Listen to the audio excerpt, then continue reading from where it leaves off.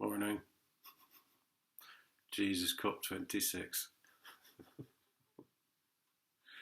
So after 2 weeks, all free to them, remember, free hotel, free food, free booze, etc. and so forth. After 2 weeks, they've decided that they have to cut emissions and use less coal. Which is pretty much what they went in with, for anyone who's been paying attention.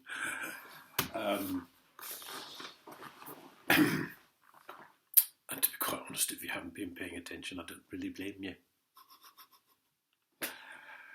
Right.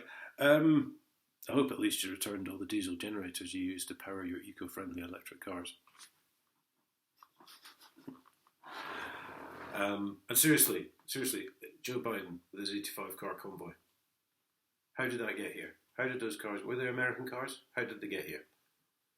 No one seems to be asking that question. Anyway, I've debated how to do this, really. Angry Paul was going to make a comeback and Sweary Paul was going to make a comeback. But really, I'm not even angry at these people anymore. I just think they're really quite sad and pathetic. This is Resolve a Call. And were it not for the phone number provided, which is a Glasgow phone number, funnily enough, I wouldn't have had a clue what it's about. I think I know what it's about. And they've actually come around and posted this by hand, and there's a picture on my Facebook, I think. So if you want to chat to Resolve a Call, the number's 0141 212 0517. I'm going to take a punt because I'm not sure, but I'm guessing this is 12 years old, this debt. I mean, forget a year, forget 6 years, forget CCJs, because as far as I can recall, this one never even went to court. Just 12 years later, and you're actually, that's the first time they've ever sent someone round.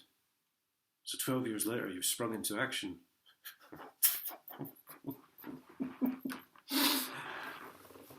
But this just goes along with the whole thing, doesn't it? CDER chasing one that's 3 or 4 or 5 years out of date, whichever, warrant you're talking about.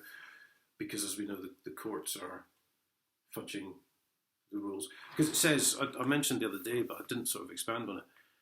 It says once the thing's been issued. But because in law, it doesn't say who to, i.e., let's use Marston's bailiffs again, why not? Then they let it sit for a few months, then they give it to another bailiff firm. So technically, it's just been issued. So, they're breaking the law. There can't be anyone's doubt left in anyone's mind at this point, I don't think, based on this channel, that John Major's a thief who orchestrated 25 years worth of theft in the public purse. Because otherwise the channel would have been shut down, or I would have been sued for slander or whatever it is, Obviously that hasn't happened. Although I'm very surprised they haven't shut the channel down, because YouTube are obviously best mates with the Freemasons, because they keep taking my videos off.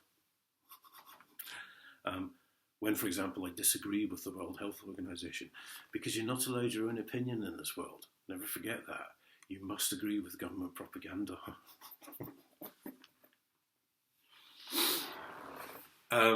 It was quite funny yesterday, because I think one of the papers, I can't remember, ran this article, Independent Sage say there's going to be a massive increase in COVID cases. Independent.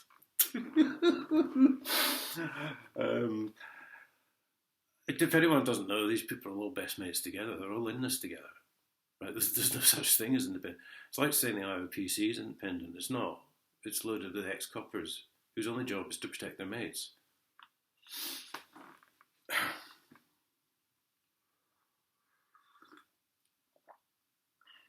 Anyway, yeah, so you just carry on taking my videos off YouTube, Word will get out, one way or the other. So, yeah, they're doing that, and yeah, the courts are fudging the system. They'll never dare suggest they were breaking the law. And police basically protect their mates at the council who pocketed all the cash that the theft from which John Major orchestrated. So for 25 years they were getting free holidays and posh cars and stuff. And the councils, obviously, you know, it was an accounting thing, the 25-year theft from the public purse. It wasn't deliberate, it wasn't criminal. That they called them secret bonuses, I don't know why they do that, because it wasn't deliberate, it wasn't criminal, you know, it was an accounting thing. That's what they said.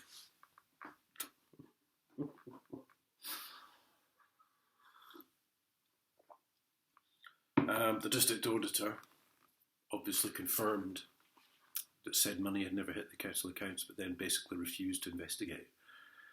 And then basically refused to answer any questions when I wanted them investigated for not investigating. Wow. And the police obviously have threatened me with arrest several times for, you know, calling them names. Like narcissistic.